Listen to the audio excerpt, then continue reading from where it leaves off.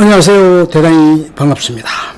20세기 예술의 방향과 모험 2 6기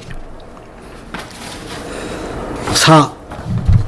현대의 기계문명적 성격을 사람들은 자주 거론하고 그것이 인간에게 가져다준 메마름과 비생명성을 말하는 일이 많다.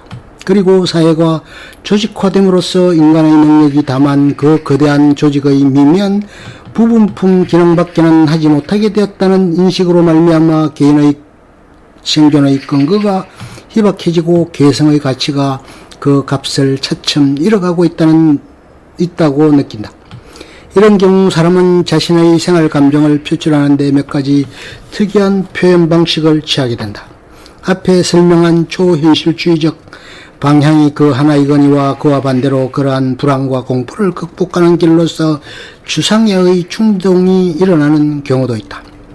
19세기 이전에 나타난 바와 같이 넓은 뜻의 자연주의는 자연의 충실한 묘사에만 그치지 않고 자연이건 인간이건 대상에 몰입함으로써 그것과 융합하는 상태, 다시 말하자면 대상이 아니라 나와 공존하는 동질의 것으로서 또는 생명이 있는 것으로서 체험되는데 그 특징이 있다. 이러한 감정이입의 미학은 앞서 말한 바와 같이 생의 유기적 과정을 믿고 들어가는 경우에만 성립되는 것으로서 현대처럼 외부적 현실이 인간의 내적 불안의 중요한 원천이 되어 있는 시대에는 그 기반을 상실하게 된다.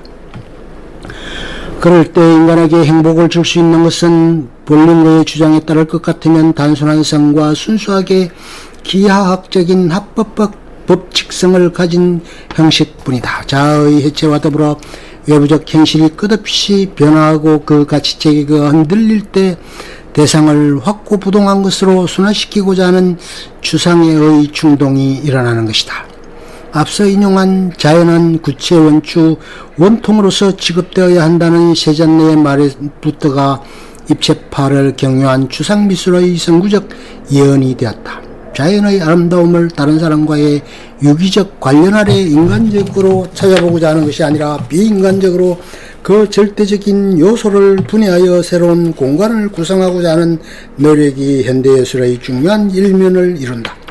음악 분야의 무조음악, 이른바 12음 기법 주장 가운데서도 이러한 추상예의 충동을 다분히 느낄 수 있을 것이다. 문학에서의 앙띠 로망이니 연극에서의 앙띠 띠아뜨르니 하는 운동 같은 것도 따지고 보면 그 방법에서 묘사나 전달을 위한 언어 또는 동작의 유기성을 적극적으로 배제하려는 비인간적 요소를 다분히 내포하고 있는 듯하다. 기계 문명 속에서 나타난 예술적 모색은 기능주의라는 형태도 나왔다. 인격적 의미의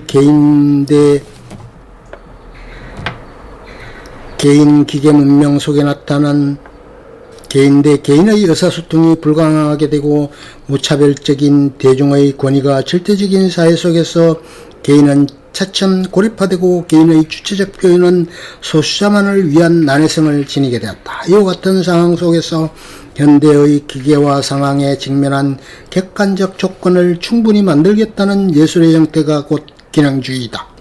특히 조형예술에서 발달된 이 방향은 형태미라는 점에서 추상파와 일맥상통하는 점이 있으나 그 형태가 기능에 따른다는 기본적 원리에서는 명백하게 유용성이라는 목표를 내걸고 있기 때문에 차이가 있다.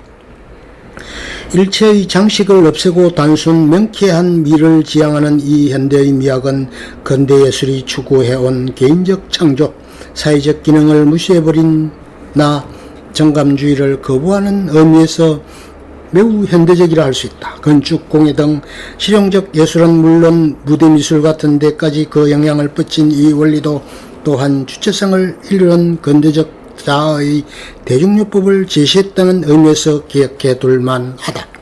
5. 현대의 징후를 중심으로 자아의 해체, 현실의 불안 내지 혼돈을 표현한 20세기 전반기의 예술 현상들을 몇 가지 찾아보았다. 프랑스에서 발생한 20세기 초의 야수파나 독일에서 일어난 1차 대전 후의 표현판화 또는 신정물주의에 이르기까지 불안의 양상이 매체와 방법을 달리하면서 여러가지 형태로 나타났는데, 거기에 담긴 내면적이며 어두운 정열이 지성애의 반역 비합리주의적 경향을 나타내고 있었다는 사실은 앞서 말한 바와 있다. 합리주의 이성에 대한 그러한 반발이 또 하나의 표현을 얻은 것이 곧 원시의 동경이다. 서구 문화가 스스로 막다른 골목에 들어갔다고 느끼기 시작한 것이 또 하나의 뚜렷한 현대적 징후임은 여기서 새삼스레 설명할 필요를 느끼지 않으나, 현대예술이 합리성의 극한을 추구하고 난 다음에 느낀 해체의식에서 자신으로부터의 탈출을 감행하여 발견한 것에 토인 문화가 있음은 언급할 필요가 있다. 고갱이 유로를 탈출하여 타히티의 자연에서 강렬한 색채를 찾아냈다는 그 역량이 현대미술의 출발점이라 할 수 있는 1905년의 파리의 야수파 전람회에서 이미 나타났다. 이와 때를 같이하여 아프리카 흑인의 가면 조각이 피카소의 관심을 끌었다는 사실은 결코 우연의 일치가 아니다. 재래의 것에 반발하는 그들의 막연한 욕구가 이 색다르고 미개한 것이라고 생각되는 예술 가운데에서 새로운 미학 원리를 발견한 것이다. 완전한 조형적 자유를 가지고 대상의 가장 본질적인 부분만을 최대한으로 드러나게 표현하는 흑인 조각은 비서구적 대담한 왜곡으로 말미암아 일찍이 보지 못한 생명력의 리듬을 살려놓았다. 자질구레한 것에 집착하지 않는 그 조형의 의식은 합리성의 장벽을 깨뜨리는데 큰 도움을 주었으며, 지성에 배반당한 현대의 정신에겐 인간적 정열의 부활을 위한 알맞은 계기가 되었다. 음악에서 예를 든다 하더라도 스트라빈스키의 작품 가운데 표현된 강렬한 리듬, 불협 화음의 의식적인 사용 등은 원시의 동경과 무관할 수 없다.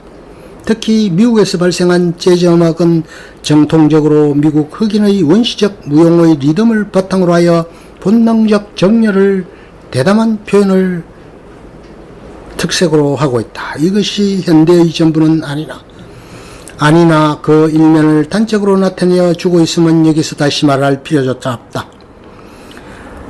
현대예술이 다채롭다는 사실로 해서 그 장르가 풍요로울 것이라는 단정은 나올 수 없다.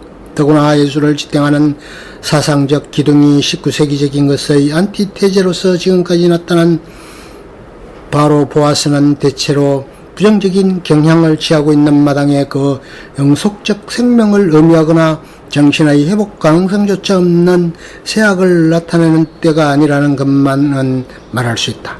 그리고 그런 시대인 만큼 상상력의 날개짓이 어느 다른 시대보다도 더 활발하리라는 것도 우리는 짐작할 수 있다. 현대라는 괴물과 대결해야 하기 때문에 현대예술은 그 모든 시행착오에도 불구하고 결코 빈약할 수 없는 것이다. 끝. 6기 경성제대 서울대전 신영문과를 졸업, 미국 미주리 주립대학원에서 영문학을 연구했다. 고려대 명예교수이며 종합유선방송위원회 위원장을 맡고 있다. 저서로는 한국 연극의 현실, 동서연극의 비교 연구 등이 있다.